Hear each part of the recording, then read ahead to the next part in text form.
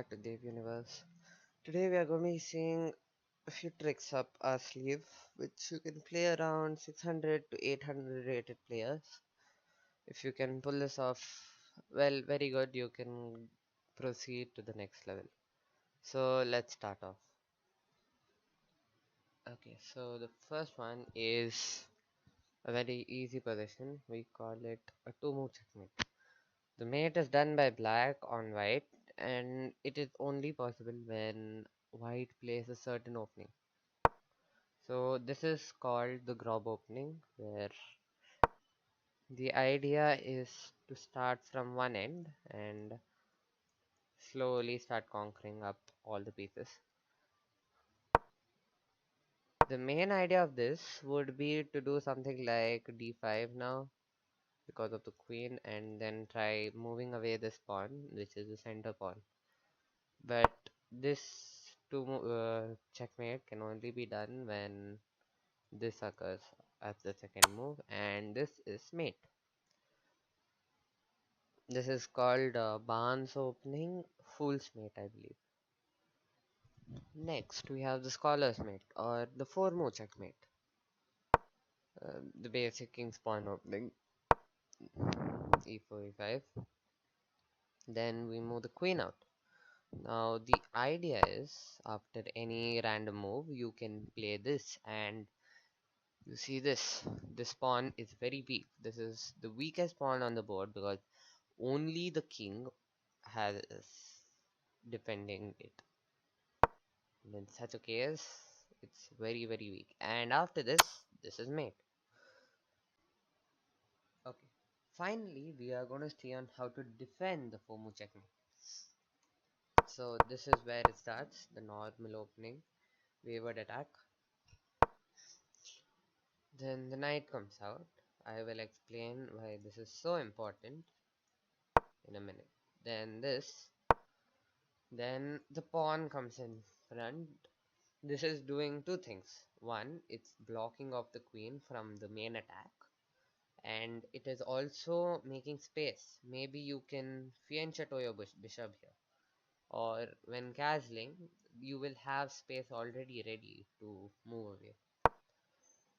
Now, another move he could play if he's around 800 or 900 rated. What he can do is go back here. Again, the same problem arises. The bishop and the queen are attacking this weak f7 square, and we need to defend it. So, the easiest way in my eyes is just move it away. Now, again, it is blocked. The queen is blocked from the main attack because of this, and he can't take it. And maybe again, this is freeing up space here, and you will be able to castle much easier. Next, the queen comes back here, and now this is a battery. It's still a checkmate if not handled carefully. Now we are going to do something different. What are we doing with this? The idea is we are pushing the queen down, and because the checkmate is not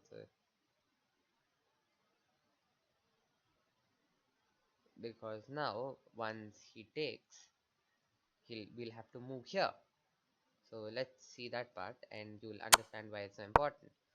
Now here, the knight is protecting this significant e6 square, because now the queen cannot come here.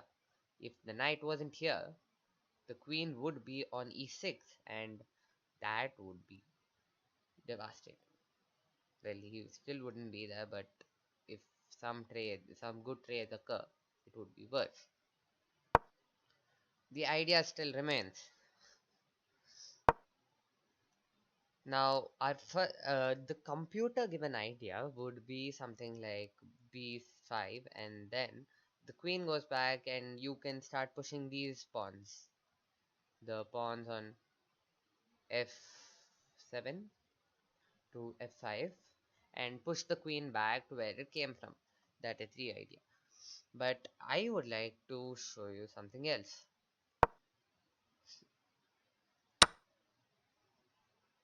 this was one of my games today when I played against the wayward attack, and this was a rapid game. Uh, that was 1+1. So when you don't have time and someone plays the Waywards Queen stack, this is the best way to defend because they don't have time to think. This. So the idea is here we are at this position. He cannot come here. He cannot come here. And now if he plays any random move, let's say this was played in my game, what I did was this. Now the point,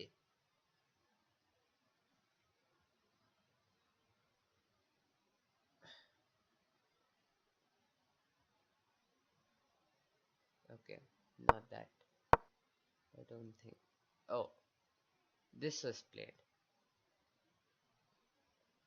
something like this. I didn't see that because one takes moves. If I do this is mate. So again, you need to be careful.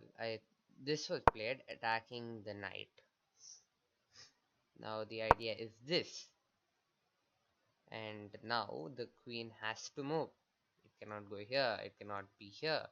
Can't, it cannot take the knight, obviously. So it has to slowly start moving back. And now the thing is, we have an attack on this. So we can use its attack to our full power and gain up potential pieces. This is not the only problem here. You see this knight. The queen is overpiled up with work. It's not only protecting this bishop, it's also protecting this pawn.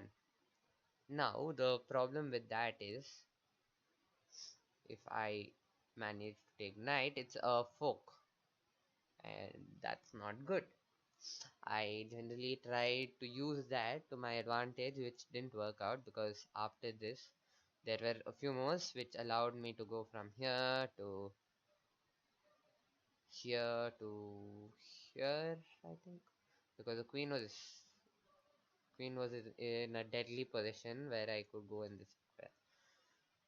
So when you're playing rapid, I would tell you to choose a more aggressive style rather than a more passive style of pushing the queen back. The passive style will help you more when you're playing against a long time game, around 10, 15, 5, 3, somewhere around that. That's when such moves will help you where you have time to think and experience the entire wayward queen attack. That is all for today. I will see you in the next video.